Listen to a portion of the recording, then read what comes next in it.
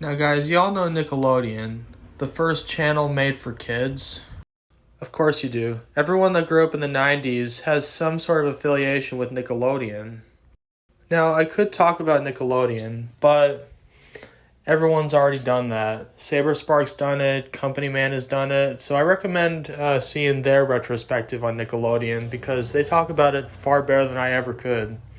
But today we're going to be talking about a division of Nickelodeon, their movie division, otherwise known as Nickelodeon Movies. Now, honestly, guys, I kind of have a huge soft spot for Nickelodeon movies. They produce some genuinely awesome films, such as Rango, Jimmy Neutron Boy Genius, the first SpongeBob movie, A Series of Unfortunate Events, The Spiderwick Chronicles, imagine that. Yeah, I said that I liked Imagine That. Deal with it.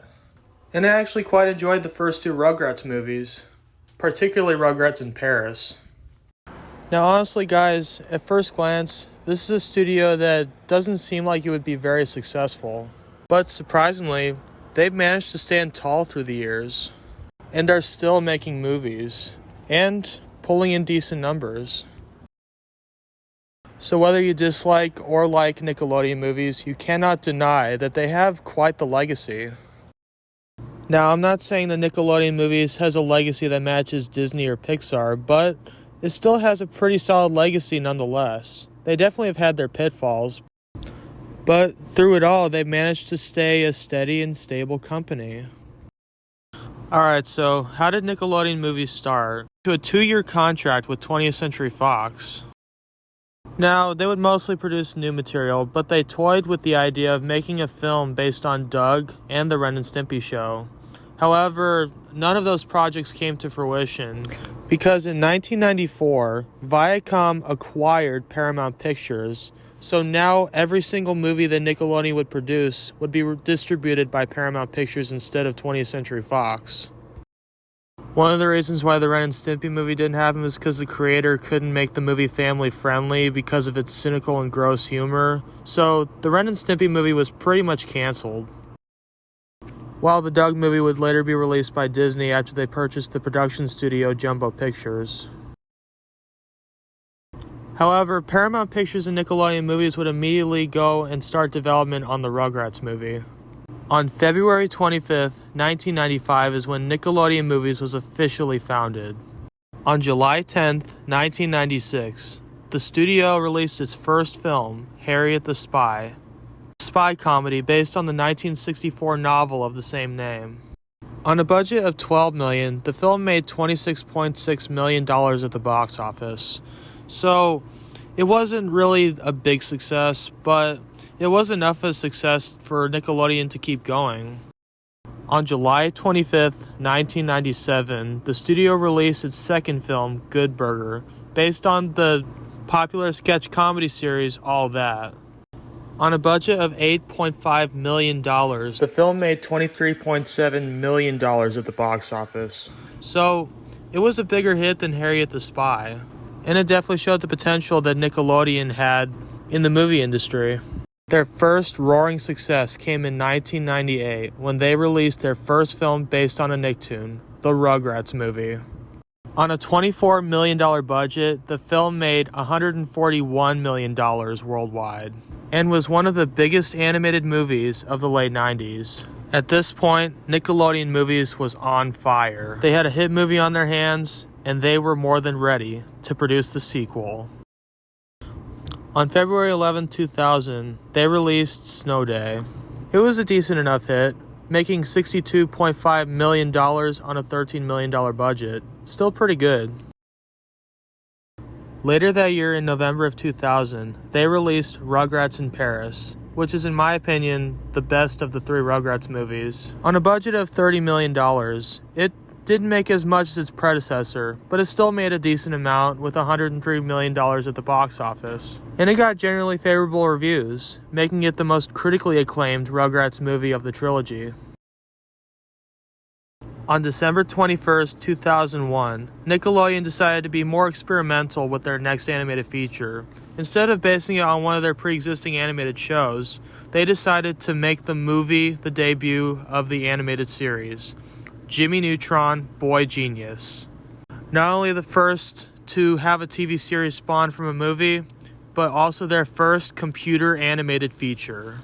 Oddly enough, having the same result as Rugrats in Paris, making $103 million worldwide off a $30 million budget. Unlike Rugrats in Paris, however, Jimmy Neutron was one of the first candidates to run for Best Animated Feature at the Oscars, right alongside Shrek and Monsters, Inc. The success of the movie later kickstarted one of the most popular Nicktoons of all time. However, while Nickelodeon Movies had a few successful years, things got bad for them in 2002. In March of 2002, they released Clockstoppers. On a $26 million budget, the film only made over $38 million at the box office. And also, to make things worse, it was critically panned. But that's not where it stops. Later on in the summer of 2002, they released Hey Arnold the Movie, which received negative reviews and was also a big box office failure. Off a $3 to $4 million budget, because it was originally supposed to be a TV movie instead of a theatrical release movie, it made $15.2 million at the box office, which might look like a success, but if you take into account the marketing, Hey Arnold the Movie was a gigantic financial failure. However, fortunately, 2002 ended on a high note for Nickelodeon Movies with the release of the Wild Thornberrys movie in December of 2002, making $60.7 million off a $25 million budget, also getting nominated for Best Original Song. However, things would start to go down the toilet yet again with the release of Rugrats Go Wild in 2003, which was again supposed to be a TV movie, but they decided to release it in theaters, and it bombed big time, making $55.4 million off a $25 million budget. So things started to look bad for Nickelodeon Movies again. After they had kind of bounced back with the Wild Thornberrys movie, they fell yet again with Rugrats Go Wild. And the result was so bad that they decided to stop making movies based off their animated series, all except for one, the Sponge himself. In November of 2004, Nickelodeon had a hit on their hands yet again with the SpongeBob SquarePants movie, which immediately pulled them back up, making $141 million against a $30 million budget. However, the success of the SpongeBob movie could not save Nickelodeon's planned projects such as the Jimmy Neutron sequel, The Search for Carl, and a feature-length Fairly OddParents movie that would have gone to theaters. So, for a while, Nickelodeon Movies gave up making animated movies based off their animated series, mostly making just original content.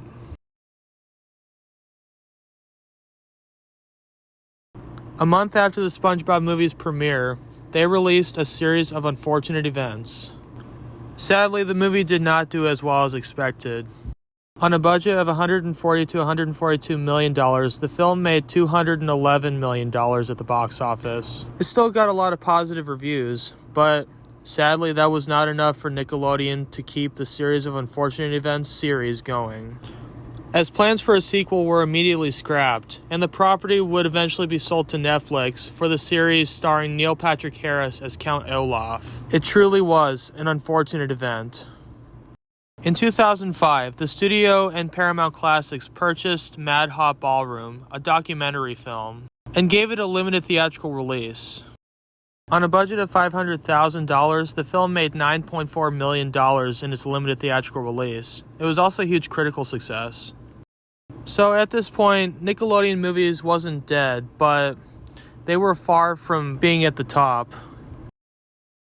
Later on that year, they teamed up with Metro-Goldwyn-Mayer, otherwise known as MGM, and Columbia Pictures, for the Rene Russo and Dennis Quaid comedy Yours, Mine, and Ours.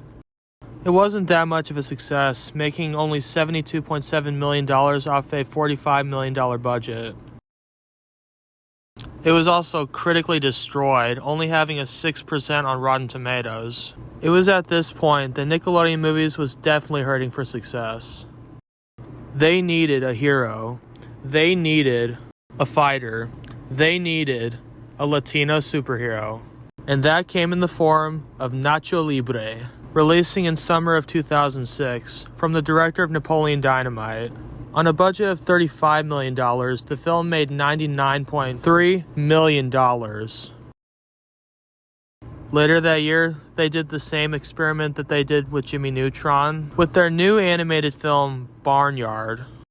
You know, the one with the male cows that have udders. And just like Jimmy Neutron Boy Genius, the film was a huge success. Despite being received negatively by critics, the film made $116.5 million off a $51 million budget. The success of the movie would later spawn into a TV show called Back at the Barnyard, originally titled Barnyard the Series. At this point, Nickelodeon Movies was back on their feet. They knew that they had enough momentum to keep going. Later that year, they released the remake of Charlotte's Web. It wasn't a huge success, but it was still a box office hit, making $115 million worldwide off a $85 million budget. Since then, nobody has touched the Charlotte's Web franchise. Nickelodeon Movies took a break for 2007, but they were back in 2008 with one of their most ambitious projects, the Spiderwick Chronicles. Just like a series of unfortunate events, the Spiderwick Chronicles was based off a series of books, and it was pretty successful.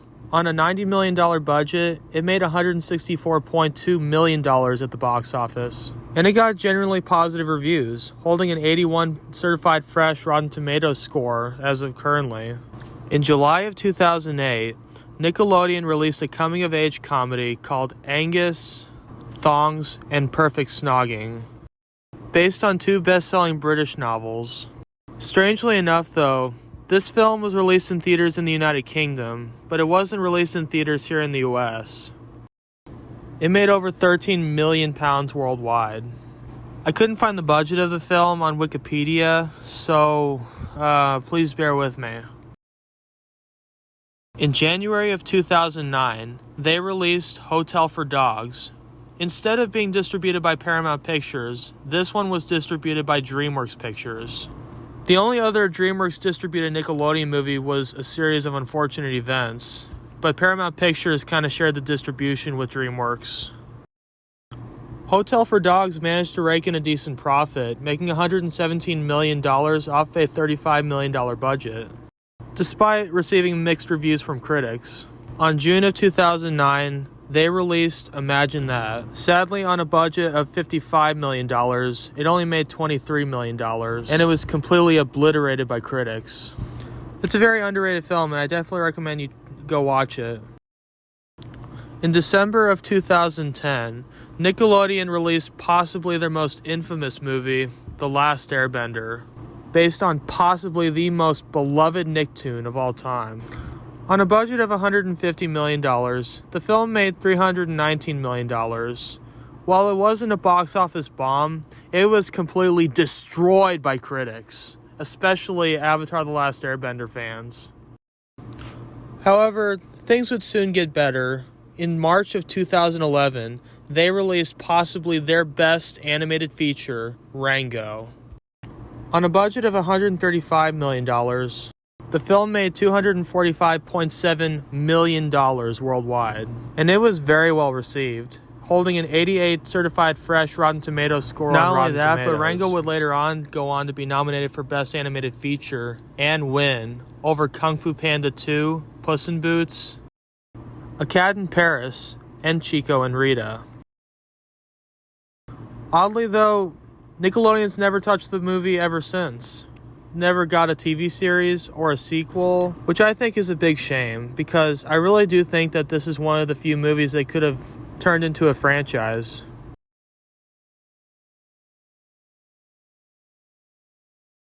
Later that year, their ship sailed even higher with the release of The Adventures of Tintin, which they released with Columbia Pictures and Steven Spielberg.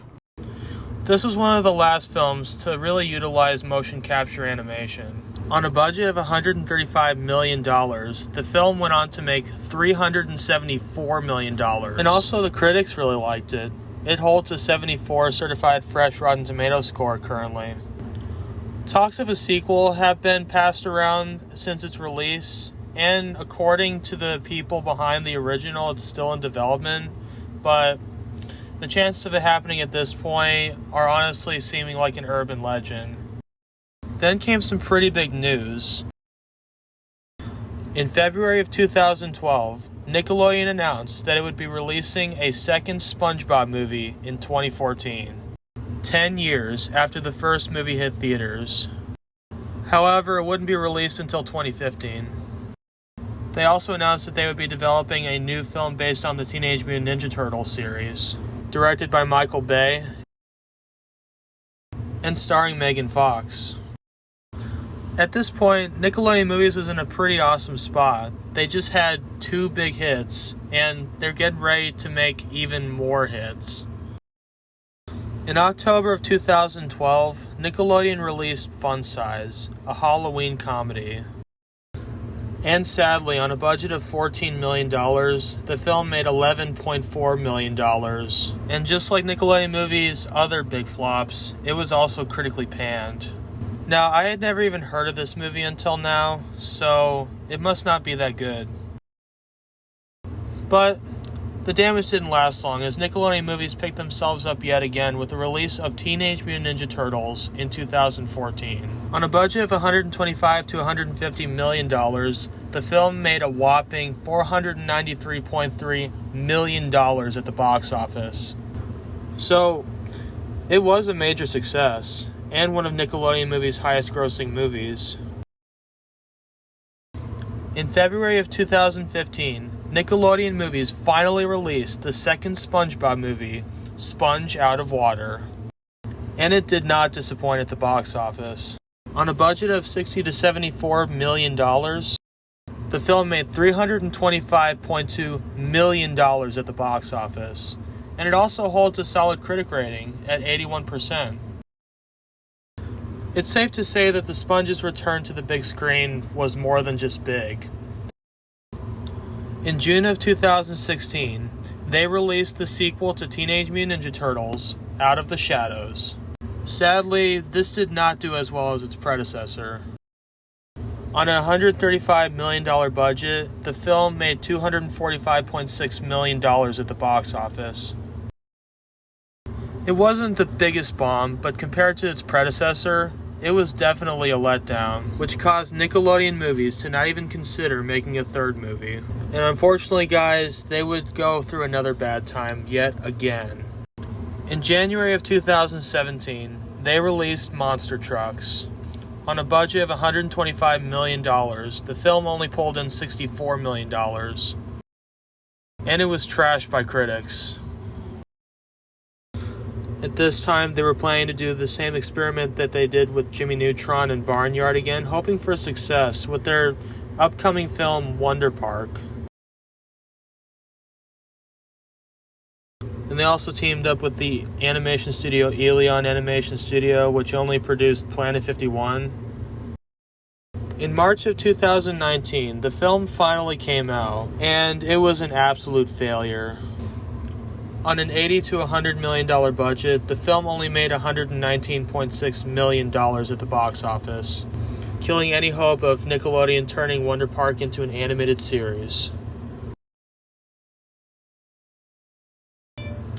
In August of 2019, Nickelodeon released their first film based on a Nick Jr. property, Dora and the Lost City of Gold.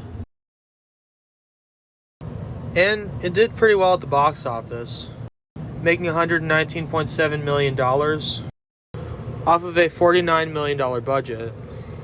And surprisingly enough, it actually received positive reviews from critics.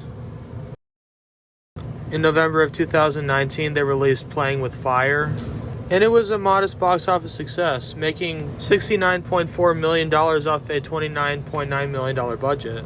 And honestly, guys, from this point on, Nickelodeon Movies has been doing pretty well for itself. It hasn't gone through any kind of dramatic shifts or anything. It's still doing pretty well for itself. Now, just like all studios, the COVID pandemic did affect them a little bit. They stopped releasing their movies in theaters for a while. Most namely, the SpongeBob movie Sponge on the Run going straight to Paramount Plus, and the Loud House movie going straight to Netflix. But the movies that they have released in theaters recently have done pretty well, like the Paw Patrol movie. And they're still planning a lot more movies in the future. Honestly, guys, this is a pretty fascinating company. It's really proven itself to be a pretty solid and capable studio that can honestly make some pretty awesome movies. Now, it's not my favorite studio, but it definitely holds a special place in my heart, as well as I believe it does yours. When I look on the history of Nickelodeon movies, they definitely had some rough patches. They definitely went through some trials, and they definitely had a lot of pitfalls, like I said. But they always came out on top. They always pulled themselves back up. This is definitely a company that has a lot of staying power, and it definitely looks like that they're going to be sticking around a long time. And I, for one, am very excited to see what Nickelodeon Movies has in store for us. So anyways, guys, in conclusion, Nickelodeon Movies is a very fascinating studio that produces a lot of great family films, comedies, action films, and some of the best movies based off cartoon series. I definitely recommend that you check out some of their movies, and I hope you enjoyed the look back at Nickelodeon Movies, and I will see you on the next video. Take care.